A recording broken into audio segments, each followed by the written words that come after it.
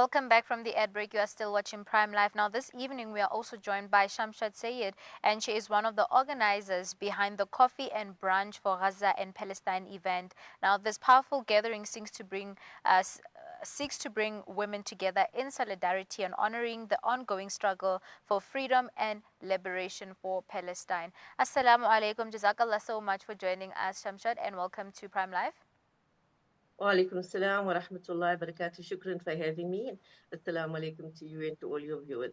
Jazakallah so much. Now, can you tell us more about the event and the reason that you have come up with it? There's basically three reasons. Bismillah ar-Rahman ar-Rahim. First of all, there were many women, when we had our conference 2 weeks ago, they couldn't attend and wanted to attend. And one of the ladies that we met when we were at Sister Malak said, we need to meet Sister Malak. She's from Gaza.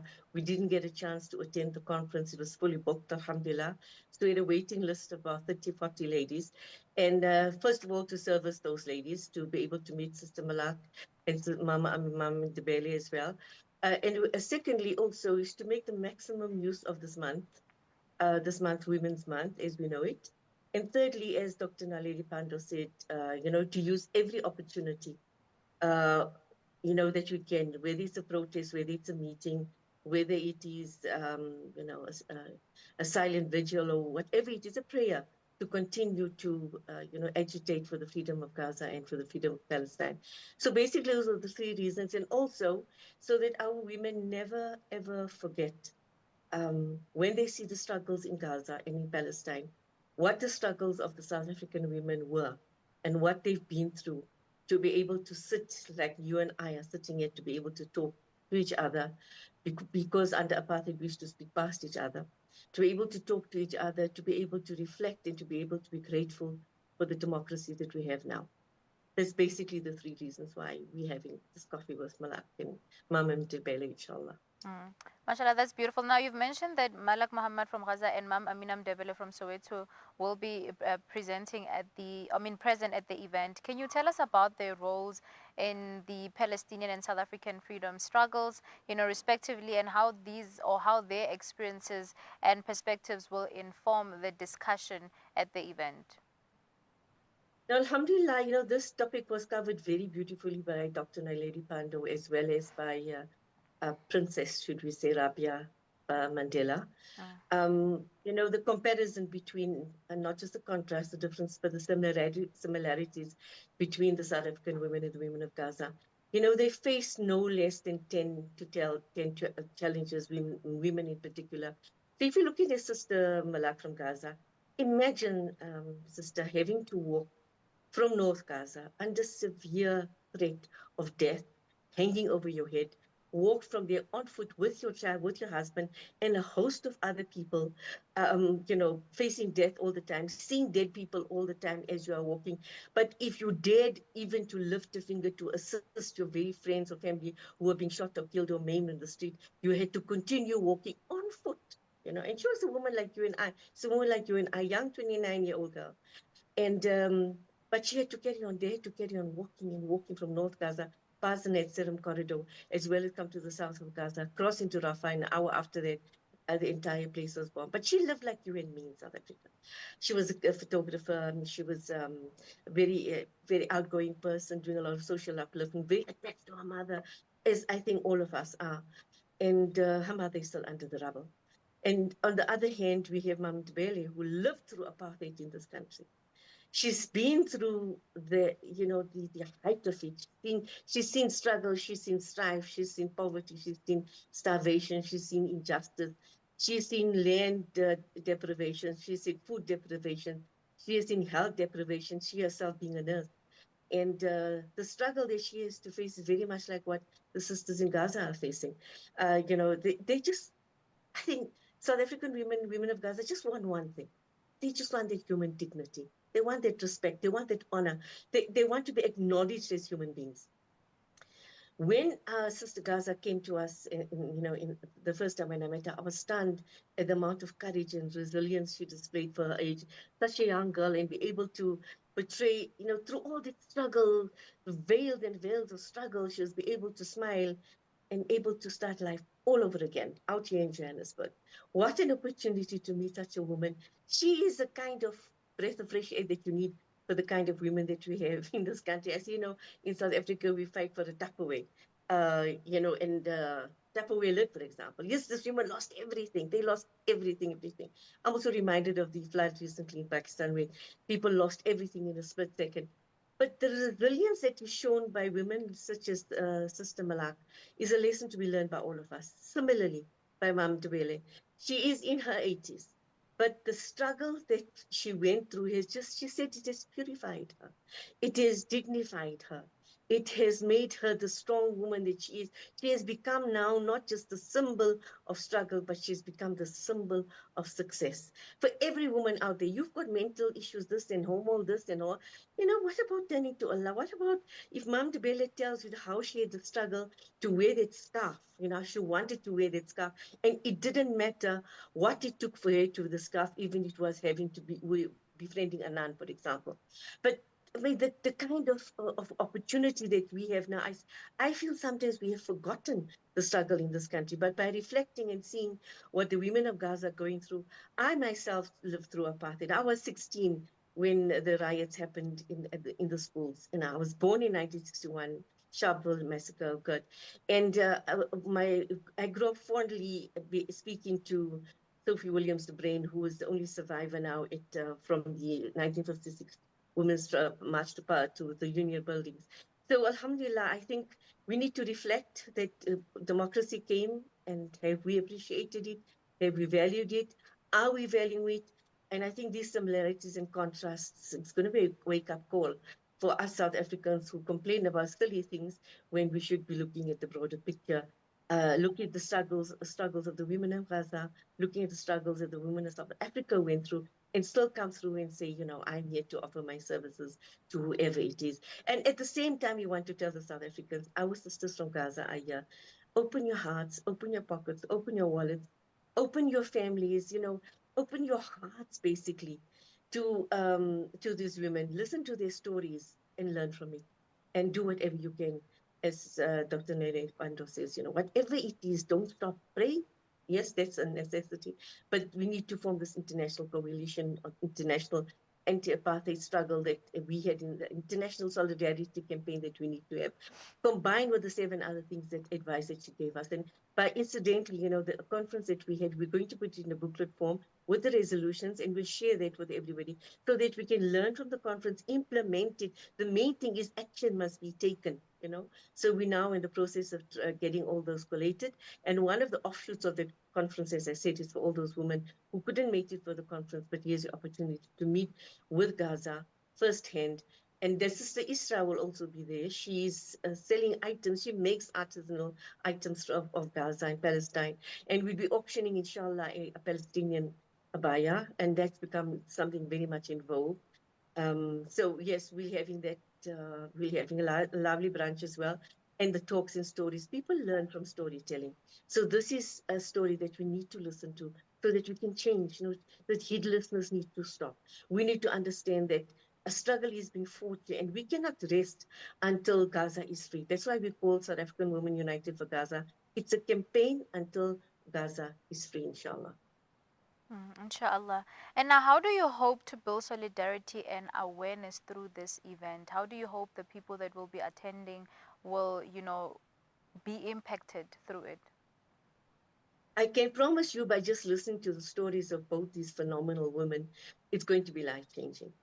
Often we've got great role models in Islam, the wives of Rasulullah Sallallahu Alaihi Wasallam, the daughter of Rasulullah Sallallahu Alaihi Wasallam. We've got great role models. But in this day and age, looking at the lifestyles that these women lead, we need to have this kind of change. This international solidarity needs to start in our hearts. It needs to start in our communities. It needs to start in our home. We hope that the stories that will be told by these two phenomenal women, and Sister Isra as well, other sisters from Gaza that are here, also want to say a few words. So we're going to let them say a few words.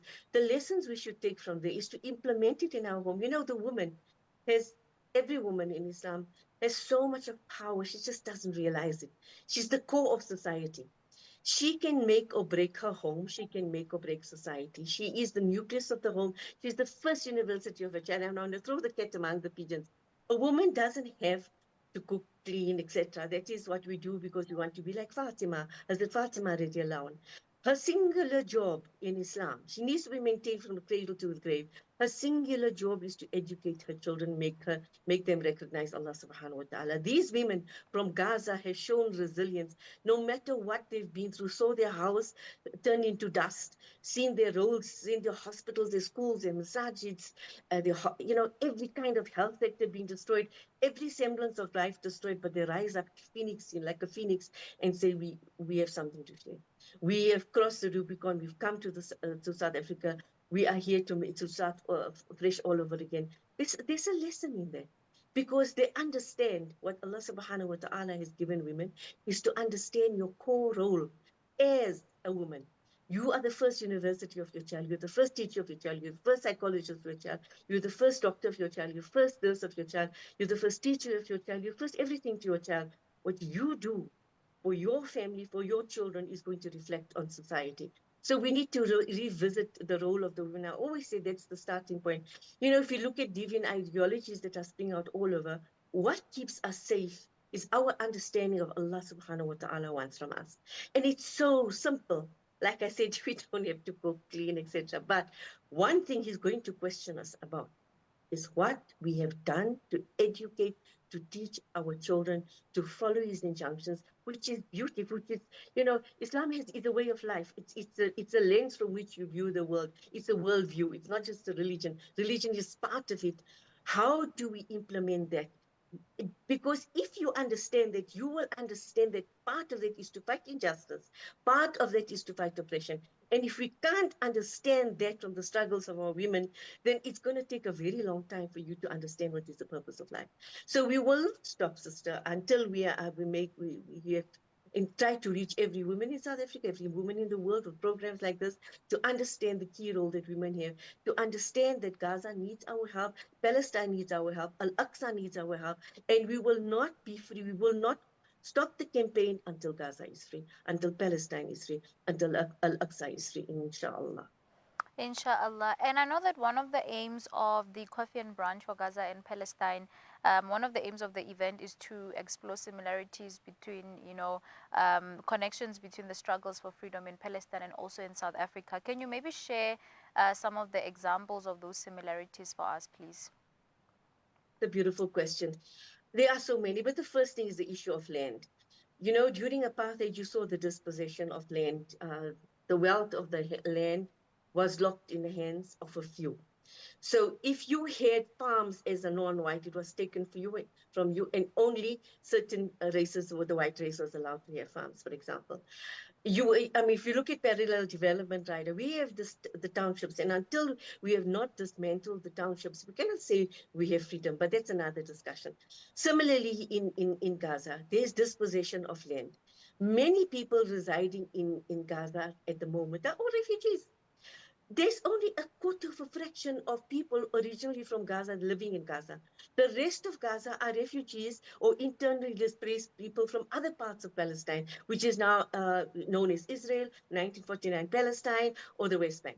So they still refugees to refugees to refugees, and now even Gaza, they're splitting up. What they didn't realize that their resistance is going to be so strong as the apartheid government, misread the situation in South Africa. They thought they could use the iron fist against communities and suppress people, and then the non-white population will continue to take the oppression and succumb. It didn't happen because with it there was this international solidarity campaign. But the other thing that we see is happening is the indignity that people have to face. If you look at what's happening in Gaza, they can stop you anyway, or in Palestine for that matter, anywhere in Palestine. They can stop a person anytime in Palestine and question, have suspicion, etc.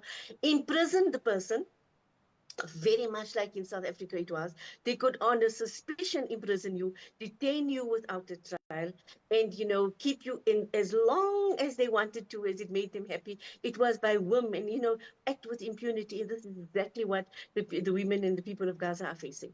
The occupation acts with impunity. They just feel they can do anything, and nobody in the world is going to tell them a sweet little nothing. No one's going to question them. But the world is beginning to wake up, just as they woke up about South Africa. And because South Africa underwent the apartheid, we can see it. We've identified it, and we stood up. We've not sat back and said nothing. We stood up and we've taken them to the International Court of Justice. And now the rest of the world is beginning to see the reasoning behind it and standing up for what South Africa is standing for, right? The other thing that women, the people of Gaza, it's a simple thing, wanting to be recognized as human beings. What they also faced is, they had to carry a document. In in Palestine, they can stop you anytime and ask you for those documents. Very much like in South Africa. This is exactly what the women in 1956, the four women did in 1956. They led a march of 20,000 women to the union buildings in this month of August, on the 9th of August, and they handed over these passes. There were one white, one colored, one Indian, and one, the Indian was Muslim, and one uh, an African woman, and they stood together in the struggle. That's what we are saying. We're asking for the solidarity. Put your differences aside, because not only should we stand with Muslims, but we need to stand with people of all colors and nationality and all religions and races to stand against this oppression, because that's what is required at the moment.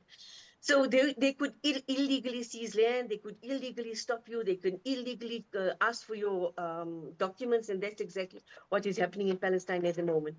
And also, we must understand the very same countries that armed South Africa at that time, countries like USA, UK, Germany, France, who armed South Africa against the South African people, are the same countries that are doing it to the people of Palestine. And they must be called out for it. They are permitting the genocide that is underway in Gaza. And we need to refer to these injustices in our support for the people of Palestine. We can't be quiet anymore. We need to be loud in our discussion about it.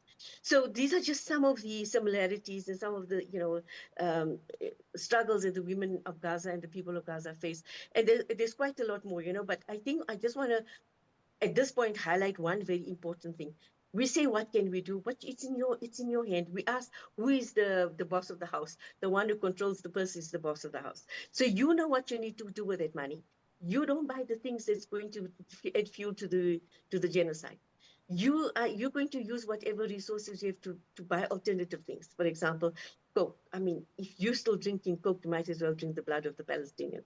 So boycott works. It hurts the occupation only, and faced by this evil, women of Gaza had, this it's incredible courage of strength, you know, um, even if they had to starve their families at that time, they did it with dignity, because they would not support the occupation. And when you hear the stories about, for example, from Malak, how she saw her entire house being destroyed by, those machines, those weapons that came from the people buying items that support the genocidal countries, with the products like McDonald's and Coke, things like that.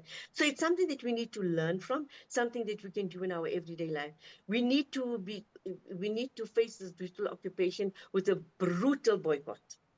We can do without things, as the people of Gaza are doing without everything. We can do without certain luxuries. So I just wanted to highlight that point. But continuing with the struggles, there's also detention without trial. In South Africa, if you listen to the story of Mandela, and how she spoke about how young children, as well as how I remember Oliver Tambo skipping the country. My father actually had driven him to take a taxi to leave the country. And at that time, they could, if they caught you, and the reason why some of them had to go into exile, because if they caught you, they detain you without a trial, and they couldn't care less. And this is exactly what is happening. I think there's about now 16,000 people, prisoners in prison, including young children aged 3 and 4 that are in prisons. So it's the same thing that we saw in South Africa, that children were also in prison, children were the victims. The 1970s, right, the amount of children that were massacred and killed. And that, I think, made Mandela at that time resort totally to the armed struggle. And with the international boycott, with the international sanctions, with the international solidarity, it brought the apartheid government to its knees in South Africa. And the same thing should happen now. If we stand together with international solidarity, I think that's the most important similarity that I see at the moment, is that any platform should be used. For example, just going to a restaurant like what we are doing, because this mother said to us, Sister Raisa actually, she said, I didn't get to come to the conference, and can you please do the coffee between 10 and 12? That's the time I don't have to do runs for the children. All those mothers in my situation be very happy to come. So yes, any situation like what we are doing right now is creating that consciousness, but it shouldn't stop there. It should lead to things like the sanctions, it should lead to boycott, it should lead to the international solidarity, and to raise our voices as well, of our power of our prayers as well.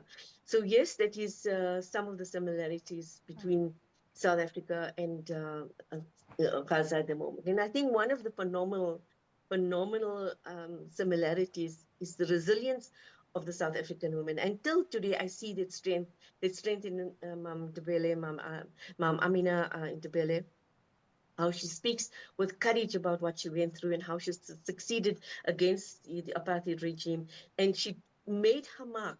She's been at several protests, at several functions, and she's raised her voice for Gaza. And she says, but the occupation that we had in this country, although it has not ended, the fact of the matter is it was brutal, but not as brutal as what the women of Gaza face. Yet the women of Gaza said, okay, we've suffered all this, but let's build.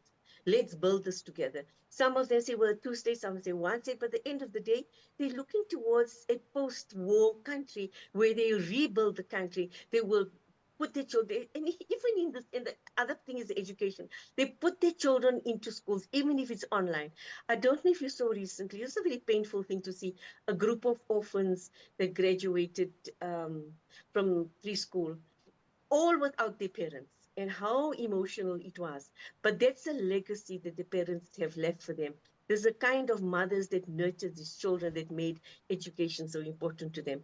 And right now as well, I've seen many mothers. The most important thing for them is get the children to be educated, because with the first word to be revealed was Ikra, read, understand, analyze, synthesize. And this is what they are doing, getting the children educated. Never forget the struggle. The struggle continues not only till Gaza and Palestine is free, but until all the oppressed people of the country is free. And I just want to say, Nelson Mandela said we should never be scared to raise our voice and speak. We should agitate and we should fight. And that's what we are doing right now until Gaza is free, inshallah. Inshallah. I mean, Sister Shamshaad, this was such an amazing conversation, and Jazakallah so much for joining us and just for letting us know about what to expect in terms of the Coffee and Brunch for Gaza and Palestinian event. So, Jazakallah so much for your time. Jazakallah for having me. Shukran jazilan. Assalamu alaikum wa rahmatullahi wa barakatuh. Wa alaikum salam. Viewers at home, this was an amazing conversation between myself and Shamshaad Sayed regarding the the Coffee and Brunch for Gaza and Palestine event. I hope you do attend it, but without wasting any time, let's go to a quick break. We'll see you after.